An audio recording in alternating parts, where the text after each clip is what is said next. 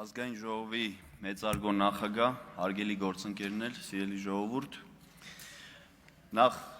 պարոն Մանուկյանի վերջի խոսքին անդրադառնամ, Վեդու ջրամբարը շահագործման է հանձնված, Վեդու ջրամբարում արդեն առնվազն 12 միլիոն խորանարդ մետր ջուր կա, իսկ եթե ջրի մուտք է թույլատրվում, դա նշանակում է, որ ջրամբարը շահագործման է հանձնված։ Կապսի մասով չեմ կարող ասել, չեմ տիրապետում։ Ես կուզեի, որ իմ այս ելույթը վերնագրեինք թքած ունենալու նուրբ արվեստը։ Պարոն Ղազինյան, ասում եք մի քանի անգամ ես մեկնաբանել եմ, թե մեր քաղաքական ղեկավար առաջնորդը ինչ է նկատի է ունեցել հեծի ակտիվը, բայց եկեք նայենք բառացի ինչ է ասում պարոն Սամվել Կարապետյանը։ Թքած ունեմ իրանց վրա էլ, իրանց էլեկտրական ցանցի վրա էլ, իրանց ասելով ում նկատի ունի,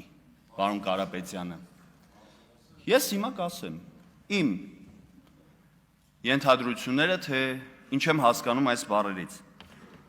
Իրենց վրա ասելով հավանաբար նկատի ունի իշխանություններին, ովքեր ձեր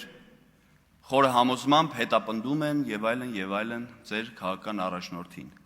Բայց երբ որ ասում է իրենց էլեկտրական ցանցի վրա էլ նկատի ունի մեր ժողովրդին, ում պատկանում է այդ էլեկտրական ցանցերը, Հայաստանի Հանրապետությանը, հա? Այսինքն ում վրա թքած ունի, մի հատ սա խնդրում եմ կմեկնաբանեք, անպայման կմեկնաբանեք ու այս թքած ունենալու մոտեցումը ձեր մոտ մի անգամ չի արտահայտվել ու բառերով չի արտահայտվել ու մշտապես ես իմ հետ կապված իմ առնչություն ունեցած դեպքերով կարող եմ ասել, թե քանի անգամ եք ու ինչի վրա եք թքած ունեցել առհասարակ։ Դուք երբ որ զբաղեցնում եք բարձր պաշտոն էլեկտրական ցանցերով իրացման գծով տնօրենի տեղակալ։ Երբ որ Վեդի համայնքը նոր էր խոշորացել եւ ես նշանակվել էի Վեդի համայնքի պարտականություններ կատարող, համայնքապետի պարտականություններ կատարող, այն ժամանակ դեռ ավականին ձևավորված չէր, բյուջե չունեինք 22 թվականի հունվար։ Եվ մենք, ինչպես գիտեք, բյուջեն ծախսում ենք ըստ համամասնության։ Ծախսում ենք 21 թվականի հունվարին, ինչքան ենք ծախսել օրինակ էլեկտրաէներգիայի վճարի համար, դրանից ավել, եթե նույնիսկ գումար ունենայինք բյուջեում, իրավունք չունեինք մենք դրանից ավել վճարում կատարել էլեկտրոցանցին։ Եվ համայնքը, 56,000 բնակիչ ունեցող համայնքը կանգնել էր խնդրի առջև։ Մենք գրավոր դիմեցինք ձեզ, ես անձամբ գրավոր դիմել եմ ձեզ, խնդրելով, որպեսզի ըմբռնումով մոտենաք, մտնեք մեր դրության մեջ, քանի որ մենք չունենք գումար, եւ խոստանում էինք, որ անպայման մարտի 27-ի նշանակված ընտրություններից հետո, երբ որ ավականին կձևավորվի, բյուջեն կկազմենք, մենք անպայման այդ պարտքերը, ինչ որ պոչ մնում է, անպայման կվճարենք։ Բայց ձեր կողմից բանավոր ուղիղ հրահանգ էր եկել Արարատի տեղամասի պետին, որ հոսանքած զրկեք համայնքը։ Մենք ինչ պետք է անենք։ Ես ստիպված դիմում եմ կառավարությանը, տարածքային նախարարության համայնքը ամբողջ 56,000, Վեդի քաղաք 18 բնակավայր, 18 լսեք էլի, ես հենց ոչ մի բան չեմ խոսում։ Ցերեկային գիշերային լուսավորություն, մանկապարտեզներ, հա, հո չեմ ասում բնակիչներին, անհատ բաժանորդներին, ժողովուրդ ջան, ասում եմ համայնքապետարանի մասին է խոսքը, համայնքի Եթե ասում եմ 56,000 բնակչի, չեմ ասում, որ անհատ բաժանորդների, ասում եմ վարչական շենքեր, մանկապարտեզներ, մշակույթի տներ, արվեստի դպրոց, երաժշտական դպրոց, սպորտ դպրոց, հիմա թվարկեմ ենթակա հիմնարկների անունները։ Հարգելիներս, այսինքն եթե դու այդ ամբողջ շենքերը հոսանքազրկում ես, մի ամբողջ համայնք հոսանքազրկում ես, ինչ տարբերություն։ Մեր քաղաքացիները չեն կարող մեր վարչական շենքերում իրենց հասանելիք ծառայությունները ստանան։ Եվ բանավոր հրահանգ է գալիս, որ կապ չունի հոսանքազրկեք։ Ես դիմում եմ տարածքային փոխնախարարին էներգետիկայի գծով այն ժամանակ, խնդրում եմ, ասում եմ, մի հատ իրենց հետ խոսեք, ասեք, որ չի կարելի էլի նման բան անել, մենք անպայման ոչ փախանք համայնքով, կտանք այդ փողը։ Ու միայն դրանից հետո համայնքը չի հոսանքազրկվում։ Պարոն Ղազինյան, սա եւս մեկ դրվագ թքած ունենալու ցցուն օրինակ ձեր կողմից, ոչ թե միայն ձեր ղեկավարի կողմից։ Վոլյոսի մասին խոսք գնաց այստեղ։ Վոլյոսը բոլորս գիտենք, մոնոպոլ դիրք զբաղեցնող այս ոլորտում նախագծեր էր անում։ Վոլյոսը դիմում է Վեդու համայնքապետարան, որ մենք հետագից նախագիծ հաստատենք, այնուհետև տանք շինթույլտվություն եւ հոսանքի գիծ անցկացնի կառույցի։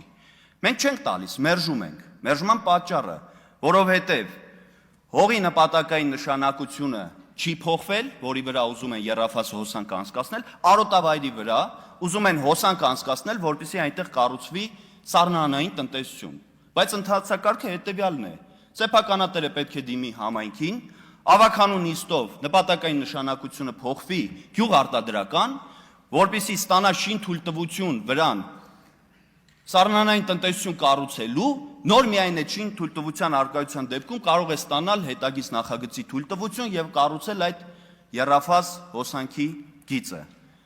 Վոլյոսը արհամարելով համայնքի ղեկավարի մերժումը անօրինական անցկացնում է այդ գիծը, կառուցում է այդ գիծը։ Իրավունք չունի կառուցել։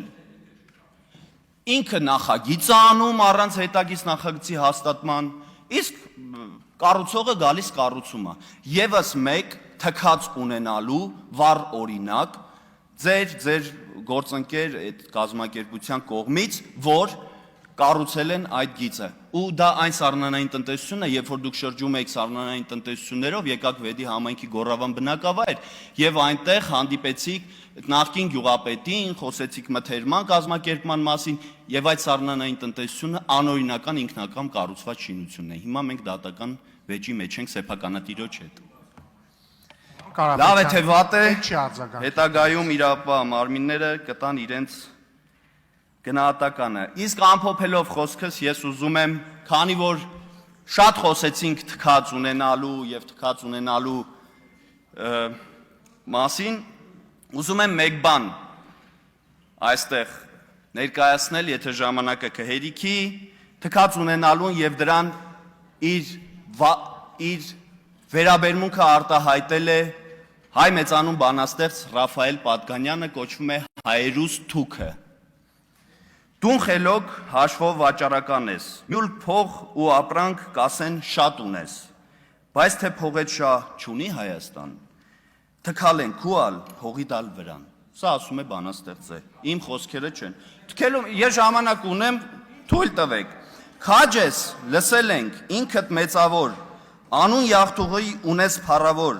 բայց թե թքետ շահ, թրետ շահ չունի Հայաստան, թքել են քուալ թրիդալ վրան։ Ի վերուստ քանքար քեզի տված են, հեղինակ անունդ աշխարհ փրված է, բայց թե գրչետ շահ չունի Հայաստան, թքել են քուալ գրչի տալ վրան։ Հեռատես մտքով դուն զարդարեցար, հզոր իշխանի սիրելին դարձար, բայց թե մտքետ շահ չունի Հայաստան, թքել են քուալ մտքի տալ վրան։ Բանուկ ու ճարտար դուն ունիս ձեռքեր, շատ կյորինես թանկագին բաներ, բայց թե ձեռքետ շահ չունի Հայաստան, թքել են քուալ ձեռքի տալ վրան։ Երկինք շնորեցին քեզ լեզու ճարտար, քարոշ չի ստացար հրճակ ու հանճար, բայց թե լեզվետ շահ չունի Հայաստան, թքել են քուալ լեզվի տալ վրան։ Մեծ ուսում առիր, եղար գիտնական, գովքովդ լցված է մարդոց բերան, թե ուսումետ շահ չունի Հայաստան, թքել են քուալ ուսմանը տալ վրան։ Կուտամ քեզ պատիվ, կունենաս դու յարկ, ու կդնեմ քեզ ազնիվ մարդոց կարգ, երբ օրորոցեդ մինչև գերեզման, միակ ձգտումքդ լինի Հայաստան։ Գրված է 1878 թվականին, ինչը այսօր ավելի քան ակտուալ է, իսկ հետևությունները թողնում եմ ձեզ։ Շնորհակալություն։